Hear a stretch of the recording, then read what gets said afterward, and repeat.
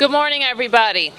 I'm Muriel Bowser. I am the mayor of Washington, D.C., and I am here to provide a briefing on the district's preparations for a forecasted blizzard in Washington, D.C. Before I do that, though, I want to say a couple of things about the snow of last night and the last evening and last evening's commute. I want to say first and foremost to the residents of the District of Columbia that we are very sorry for inadequate response. We believe that we did not provide adequate resources at a time where it could make a difference in last evening's commute. We should have been out earlier with more resources. Our city has a responsibility to residents and visitors to deliver essential services every single day, and last night we didn't meet those goals. And for that, we are very sorry. We are also very focused on the blizzard that is forecast for Washington, D.C. I'm told that it is only the second such a time in recent history where this much snow in a single event has been forecasted. We were just briefed by the National Weather Service, and they are currently forecasting blizzard conditions in Washington, D.C., bringing up to 20 inches of snow over the weekend. We anticipate that the storm will begin tomorrow around 4 p.m. That's Friday at 4 p.m. And continue through Friday night, all day Saturday, and into Saturday night. We can expect significant winds throughout that storm event, which is, we anticipate, about 36 hours. We have been told to prepare for winds of up to 40 miles per hour. And when the Weather Service predicts winds of 40 miles, I think over 25 miles an hour sustained for 6 hours, that's when they begin to have a blizzard watch or a blizzard warning. And so given the significant severity of the forecast, we will treat this event as a Homeland Security and Emergency Management event in the District of Columbia. We will command the event out of our HSEMA, our Homeland Security and Emergency Management Agency, and the event will be directed by the Director of HSEMA, Chris Geldart. Tomorrow morning at 6 a.m., Chris and his team will stand up the Emergency Operations Center. It will be activated at 6 a.m. This is our centralized nerve center where essential personnel from district agencies will gather to coordinate our response through the end of the storm. Today, I'm declaring a state of emergency for the District of Columbia, which allows us the ability to access federal resources when we need them.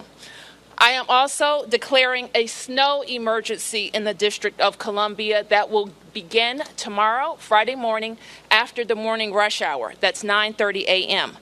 A snow emergency in the District of Columbia gives us the ability to move any vehicles in a snow emergency route.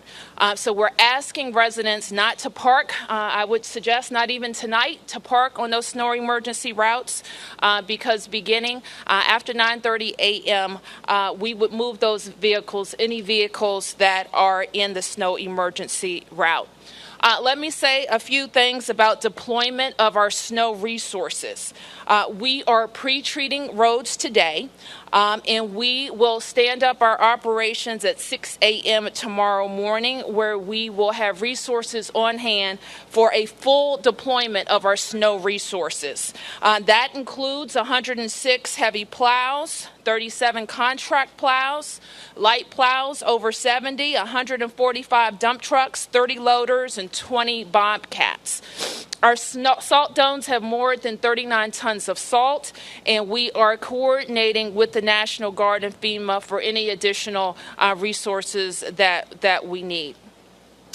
Let me say a little bit now about the district's operations. I mentioned to you yesterday that our schools were already scheduled to dismiss at 12:15 because of a planning period. We have decided to be extremely cautious in that if the snow start time changes, we don't want our kids and our buses to be on the roads. So DC Public Schools will be closed tomorrow, and it'll be our recommendation to DC Public Charter Schools to also close. The district government will open tomorrow, but we also want our employees who are non-essential personnel to be on their way home before the snow begins. And also, and very importantly, we don't want our buses and parents or employees on the roads when our trucks are pre-treating. So the district government will close at noon tomorrow, except for essential personnel.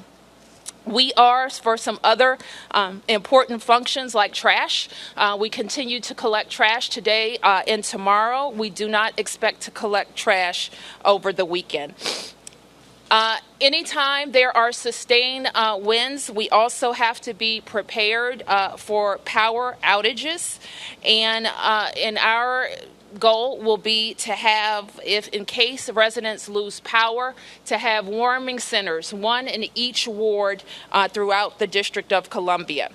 We will provide the locations of those warming centers on our snow.dc.gov website.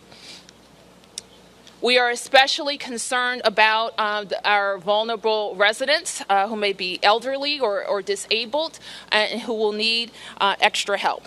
And so also, if you know someone or you see someone who needs shelter, who is homeless, who is on the street, we will continue to experience dangerous temperatures, and we want you to call 311 for help. I'm going to Kleenex somebody. So let me also say that in the event of power outages, PEPCO has prepared their staff. I'm joined today by PEPCO's leadership, and they have provided a briefing to us about their storm preparations. Representatives from PEPCO will be available to answer any of your questions. PEPCO, of course, works with our DDOT in the event that there are downed trees, and we will work safely to get trees removed, and PEPCO can talk a little bit more about their response. Our DC General Services will be responsible for clearing areas outside of firehouses and police stations and getting schools ready to open next week. Let me also say something about clearing sidewalks.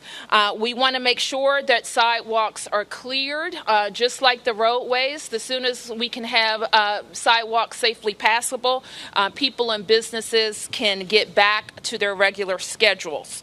We have signed up 2,000 volunteers for the resident snow team through Serve DC, and they will help residents who have neighbors and elderly and people with disabilities remove snow from sidewalks and driveways.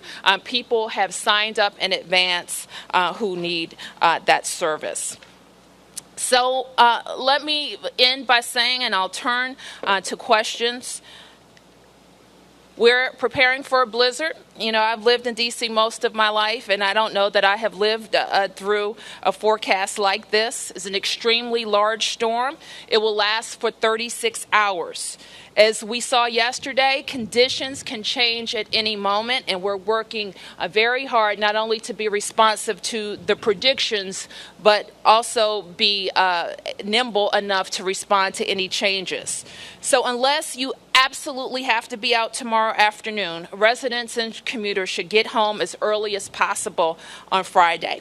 During the storm and immediately after it passes, I strongly encourage residents to avoid the roads until they are safe and cleared. Sunday, we expect to be our major cleanup day, and it could go in to Monday. So I want residents to be safe throughout this storm, but also recognize we will be removing significant amounts of snow, and is having access to the roadways is going to be very important. I want to thank members of my team who are here, who are going to be working through the blizzard to make sure that the government is being responsive. Our city administrator, Rashad Young, the chief of police, Kathleen Lanier, the HCMA director, Chris Geldhart, the DDOT director, Leif Jormshow, the DPW director, Chris Shorter. And I also want to thank our partners, though not in D.C. government, are a significant part of any response to a blizzard. The general manager of Metro, Paul Wiedenfeld, who can say a little bit about how Metro intends to respond, as well as the PEPCO staff who are here, represented by David Velasquez, who can respond to how PEPCO prepares for power outages in the event of a blizzard. Our human services staff are also represented here, who can answer questions, and our entire OUC, MPD, and FEMS leadership are here who could also answer questions. So with that, I'll start. Yes, please identify yourself before you begin. What does last night's debacle say about the city's ability to handle the type of storm that's coming at it now? Well, as I began, we don't believe that we prepared adequately for a forecast that was slightly less than what we got at rush hour, and we should have been out earlier with more resources. We have, however, been very focused on the blizzard conditions for the last several days, and I think I have outlined our preparations. Yep, Matt? Well, I was just wondering, so the Department of Transportation tweeted out yesterday that it was out spreading salt. Did that actually take place, and do you know where it happened? Because a lot of the major roadways in the district, it didn't appear to have any treatment at all. As I said, we went out about 4 p.m. I think we started seeing the first snowfall sometime after 5 p.m. So our speculation is if we had gotten out a little bit earlier and had more resources, we may have seen a difference. We may not have seen a difference too, but we would have known that we put everything that we had at it. Mayor Bowser, we're talking about a life and death Yes. storm.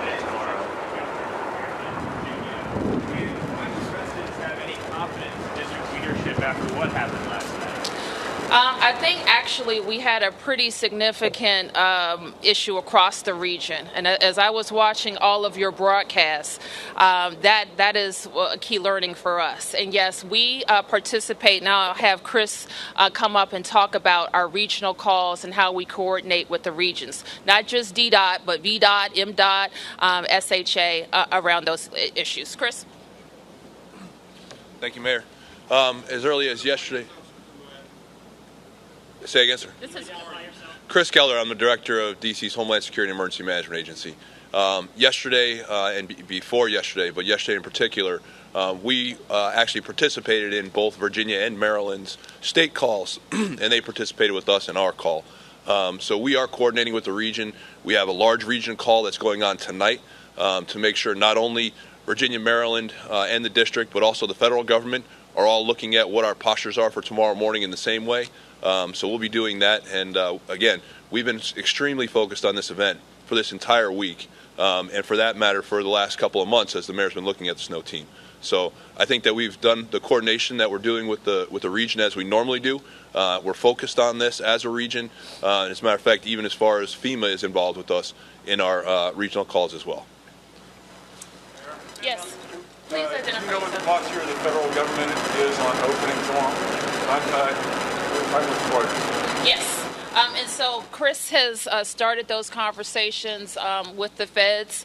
What we have seen in events similar to this is that they will encourage their employees to do telework, and that's also important. They will likely also put in a liberal leave policy, and my expectation, though they haven't made the call, is that they also may look at an early dismissal. Yes. Craig Boswell, CBS News. You ticked off your list of resources. Besides an apology, what other message do you have for the residents that things will be taken care of, that it won't, like last night won't happen again, even on a larger scale? Well, I think that I made my message clear that we are expecting a historic snowfall in the district. Unlike, I think there's probably one other on record that we've had that has had a snowfall in one event. We are also expecting high winds. And so the expectation is that we want our residents to be safe. We have decided to close our schools and send our employees home midday except for essential personnel. So we're asking our residents for the 36-hour period that this storm is sitting over top of our city to make good decisions and to allow our crews to get out and work. Yes, Tom. Mayor, are you also asking private businesses, offices downtown, for them to also close early, to close up shop early? Well, we know that, the biggest source of traffic on the streets and on our trains will be from the federal government workforce. And so we're going to make our emergency management folks available so that private businesses can make the best decisions that affect their companies. Further concerns about the March for Life? They say they're still going to hold their rally. It could be a couple 100,000 people on the streets. We're watching it very closely, and again, I would ask that the organizers make good decisions for their participants. Yes. You've asked anybody who hasn't asked the question? Chair Bowser? Yes. Where were those first plows deployed last night, and why were they deployed to that area? You said 4 o'clock. Sure. Let me ask Director Shorter to come up and talk about the routes. Thank you, Madam Mayor. My name is Chris Shorter. I'm the Acting Director of the Department of Public Works here in the district. Yesterday we deployed our teams, the DC Snow Team, to brine on major thoroughfares and corridors, also on bridges, overpasses, and elevated structures such as ramps. We began, as the mayor mentioned, at 4 p.m., and we continued through the night. Once the conditions changed, we ramped up and called in additional staff throughout the night. And so the DC Snow Team was at work throughout the night to make sure that our streets were clear this morning and traversable. Start though? Which streets did that start on? You said the major arterials. Yes, Sam. We actually drove up here about 2 o'clock yesterday afternoon, and South Dakota Avenue we noticed had been covered with something. Did it work, or what was the idea if the major roads were covered? Was South Dakota Avenue okay, or? Can somebody speak to the condition throughout the night? Sure. So that what you saw was the brine. This was the sort of brine beet juice mixture that we spread throughout those major corridors, major streets, and on bridges and elevated structures, as well as overpasses. And yes, it was effective. The brine becomes ineffective during freezing temperatures. And the brine is effective for 72 hours. So we will be brining today in preparation for tomorrow. Mayor, can we hear from Pepco about what it plans to do? You said yesterday one of your serious concerns is the high winds and the power outages. You mentioned it again today. Can we hear maybe from Pepco? Sure. Let me have Dave Velasquez come up. Sure. Dave Velasquez with Pepco, Executive Vice President for our power delivery business. We began, like the city, our preparation several days ago. We have over 550 field personnel that are ready to go. We've opened up our emergency center. In addition to that, we are in the process of requesting additional assistance from other utilities up along the entire East Coast. And we'll be working 24 hours a day until we get every single customer restored. To help? Two things for customers. First of all, from a safety standpoint, if you see a downed wire, don't go near it. Assume that it is energized and give us a call and we'll check it out. If you have an outage, give us a call as well. Our number is 1-877-PEPCO-62. You're not the chief. Benjamin Freeport from Washington. You mentioned you have 2,000 volunteers helping out with shoveling, presumably after the snow stops falling. Now that it's punishable by fine to not shovel the sidewalk in front of your house or business, could you maybe explain a bit more how residents can take advantage of this volunteers? Yes, they can call. Let me have Serve DC come up and give the number. And even this will be our first time having a volunteer army out there to help neighbors with shoveling. We expect that Sunday would be the cleanup day. And even if you're not signed up as part of the resident snow team, you can look on your blocks and scan your neighbors who might need some additional help and offer with shoveling. We know that there's going to be, we expect 20 inches of snow, which is a lot of shoveling. And so I would remind people that we know when we have big events like this, that be mindful of your health and your ability to do the shoveling and not do it all at once. Maybe do it throughout the event so you're not trying to move 20 inches of snow a day. But let me have Delano Hunter talk. Now that it's in effect? We don't expect to issue tickets to residents during this snow event. This is a blizzard, and what the city is going to be looking to do is help people that need help. We will remind our businesses. We want to get the city back open for business as soon as possible, and they should follow all the details of the law. Yes, good morning. My name is Delano Hunter, and I'm the Chief Service Officer for Serve DC. In regards to sign-ups for seniors and those with disabilities, those district residents can call 311. 311 is responsible for intake. We actually still have a need for volunteers, and volunteers can sign up online at snowteam.dc.gov.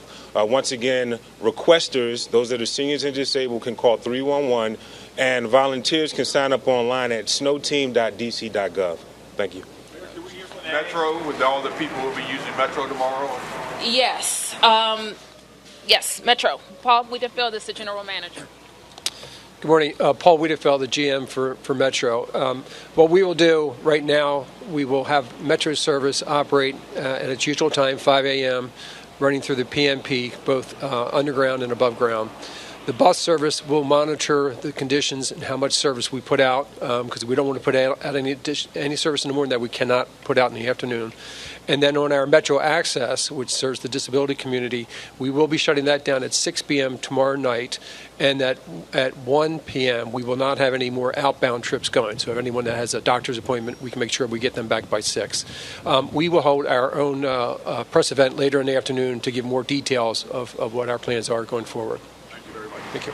Chief Lanier, you got the Chief Lanier for 1 second? Yes, what's your question? Just what precautions are DC police taking ahead of this storm? Because we can expect response times to be delayed. What precautions are we putting in place? The most important message for the residents, what happens is, one, as the mayor said, we hope that people are off the streets once the snow starts so that emergency services can use the streets and then we can get them clear. But if you are on the street and you have an accident, we saw, like yesterday, lots of minor collisions. In the District of Columbia, if there's nobody injured and the vehicles are drivable, you are to exchange information. There is no police report that goes along with that. So at one point we had 120-some calls coming in, and I would venture to say probably only about 10% of them would require a police report. So we tell residents or visitors, if you're involved in a minor accident, exchange information with the other driver and clear those vehicles, because when they sit and wait for a police officer to respond and then there's no police report, then that blocks up traffic even more. So we started yesterday as well. Our planning for our response, we held our workforce over yesterday, so we had about 350 officers working on the evening shift, and we held them 12 hours into the midnight shift. We are going to move to a 12-hour shift just because we want to make sure that our workforce can get in. We have accommodations for officers who can't get out and get back into work, so we'll make sure everybody can get to work. But our return rate, even during Snowmageddon, was extremely high. Our officers know that they're critical during a snowstorm, and they get back to work, or they find, we will stay in the city so that we can get them back, out to their assignments. So I'm not concerned about adequate services. And response times, again, once the heavy snow stops, if we can keep the residents off the streets while they get cleared, our response time is pretty good.